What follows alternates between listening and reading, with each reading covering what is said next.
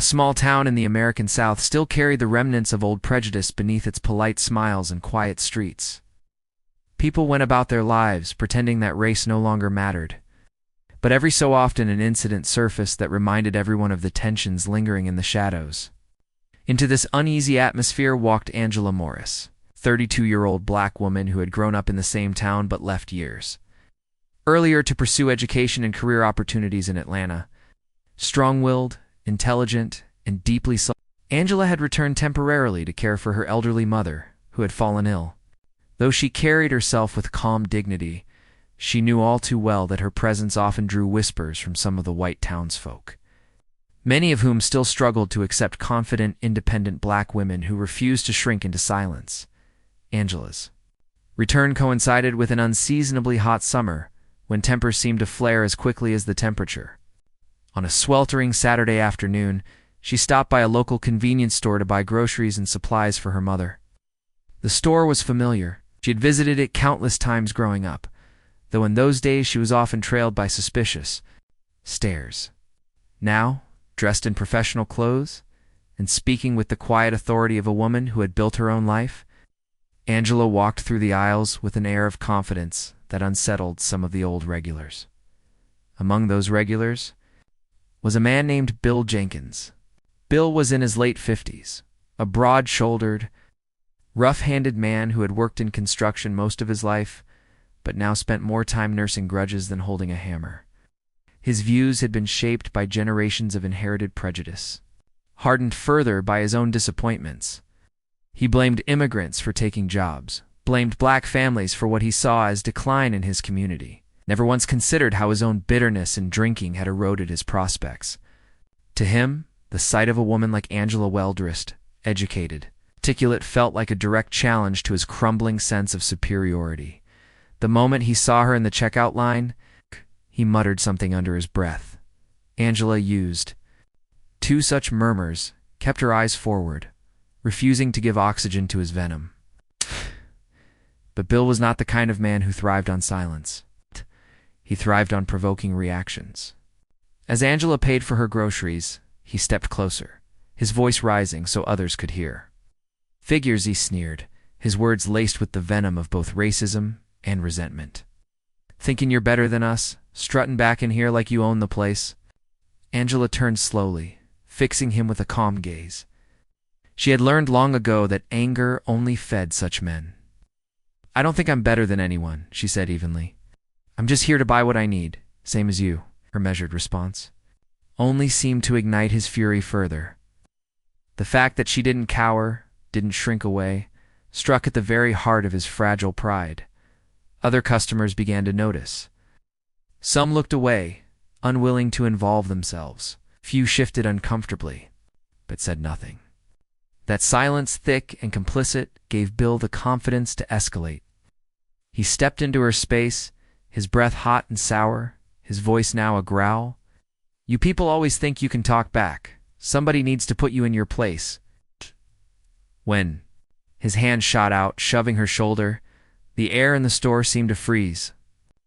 For a split second, Angela's mind replayed the lessons of her childhood, her grandmother's warnings about keeping her head down, her mother's advice to walk away.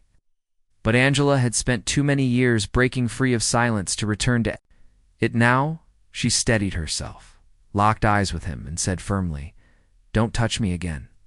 Bill laughed, expecting fear. What he didn't expect was resistance. When he shoved her a second time, harder this time, Angela's body reacted instinctively. Years of self-defense classes taken after too many late nights in Atlanta, when safety was never guaranteed, surged back into memory. She caught his wrist before it could land on her again, twisting sharply, forcing him to stagger. The sound of his grunt, his surprise at being overpowered, rippled through the store. No longer was she a passive target. She was an active force, refusing to submit. Gasps filled the air. One teenage boy pulled out his phone, recording the confrontation. A woman at the register shouted for someone to call the police. But Angela didn't need an audience to fuel her resolve. She held her ground because she knew in her bones that every act of silence in the face of abuse only encouraged more abuse. "I told you not to touch me," she said, her voice low but carrying an undeniable authority. "And I meant it." Hey.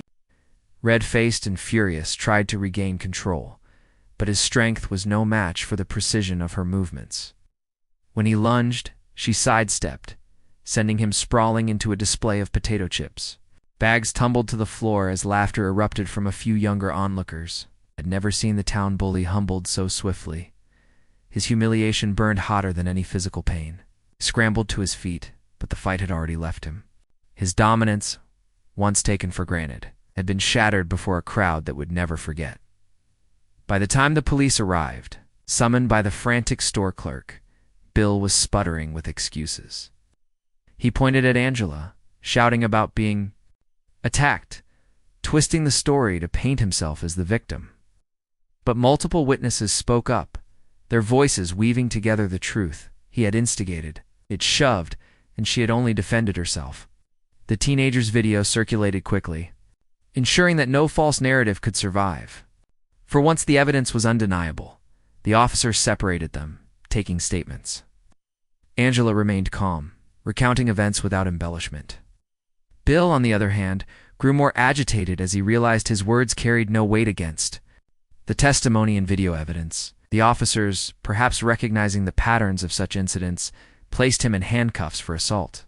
His protests rang hollow as he was escorted out, past the stares of townspeople who had once feared his temper, but now saw him laid bare in the days that followed. The incident spread beyond the confines of the small town.